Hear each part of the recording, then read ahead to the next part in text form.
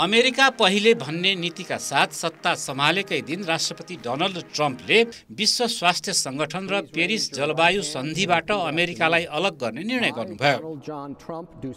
त्यसपछि ट्रम्पले लगाएको भारी आयात करले विश्व अर्थव्यवस्थालाई उलटपुलट नै गर्यो। संघीय सरकारका कर्मचारीको संख्यामा कटौती र युएसएआईडी जस्ता दात्री संस्था भङ्ग गर्ने निर्णयले हजारौंले रोजगारी मात्र गुमाएनन्, युएसएआईडी को सहायतामा सञ्चालित विश्वभरिका स्वास्थ्य लगायतका थुप्रै सेवा बन्द भए।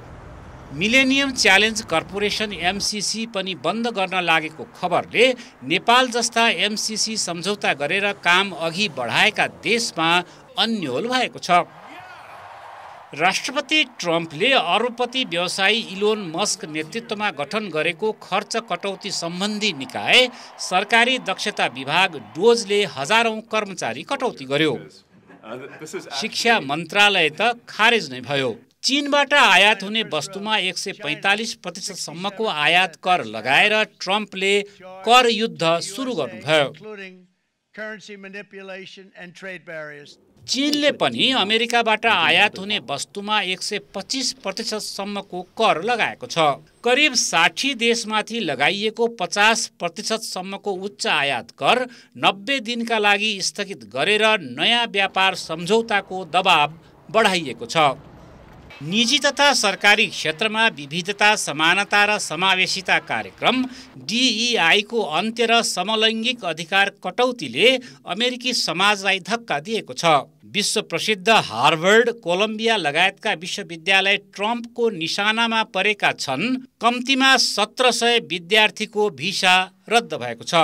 नेल र हत्कडी लगाएर सैन्य विमानमा स्वदेश फर्काइँदै गरेका आप्रवासीका दृश्यले विश्व समुदायलाई त्रसित बनाएको छ। कति गैरकानुनी आप्रवासीलाई उनीहरूको आफ्नै वा तेस्रो देशमा पठाइयो भन्ने यकिन तथ्याङ्क नभए पनि पहिलो महिनामै 37,660 जनालाई डिपोर्ट गरिएको विकिपीडियाले जनाएको छ। यस्तै ट्रम्पले सत्ता सम्हाले यता अप्रिल दोस्रो सातासम्म निष्कासनमा पर्ने नेपालीको संख्या 63 पुगेको छ। क्यानाडालाई अमेरिकाको 51औं राज्य बनाउने, डेनमार्कको टापु ग्रिनल्यान्डलाई गाभ्ने, पनामा क्यानलमाथिको स्वामित्व फिर्ता लिने जस्ता घोषणाले ट्रम्पको विस्तारवादी सोचलाई प्रतिबिम्बित गरेको टिप्पणी भइरहेका छन्। सत्ता सम्हालेको 24 घण्टा भित्रै रुस युक्रेन युद्ध अन्त्य गराउने घोषणा गरेका ट्रम्प त्यसमा भने सफल हुनु भएन। युक्रेनी राष्ट्रपति भोलोदिमिर जेलेन्स्कीसँग फेब्रुअरीमा व्हाइट हाउसमा भएको बाझाबाज आलोचित बन्यो।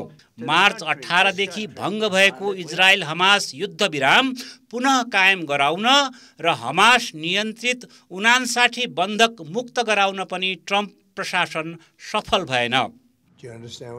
ट्रम्पले कार्यकारी शक्तिको अत्यधिक प्रयोग गर्दा शक्ति सन्तुलनको सिद्धान्तलाई नै चुनौती दियो। उहाँले 139 कार्यकारी आदेश, 39 प्रेसिडेन्सियल प्रोक्लमेसन र 42 प्रेसिडेन्सियल मेमोरेन्डममा हस्ताक्षर गरिसक्नु भएको छ। तर अदालतले 100 भन्दा बढी आदेशलाई असंवैधानिक भन्दै रोक्न आदेश दिएको छ। ट्रम्प आक्रामक रूपमा अघि बढ्दा लोकप्रियता गुम्दै गएको छ भने उहाँ विरुद्ध देशव्यापी प्रदर्शन भएका छन्। सीएनएनले एसएसआरएससँग मिलेर गरेको सर्वेक्षणमा ट्रम्पको अनुमोदन दर 41% मा खुम्चिएको छ। कुनै पनि नवनिर्वाचित राष्ट्रपतिको 100 दिनको अप्रुभल रेटिङ यति तल झरेको 7 दशक यताकै पहिलो पटक भएको टिप्पणी सीएनएनले गरेको छ। बीबीसीले पनि ट्रम्पको दोस्रो कार्यकालको पहिलो 100 दिन राजनीतिक शक्तिको नाटकीय प्रदर्शनका रूपमा रहेको टिप्पणी गरेको छ। उहाँले कुनै स्थायी विरासत सृजना गर्न सक्नुहुन्छ वा हुँदैन भन्ने वास्तविक परीक्षा भने बाँकी 1361 दिनले गर्ने बीबीसीको टिप्पणी छ। कान्तिपुर समाचारका लागि हरहरि उपाध्याय।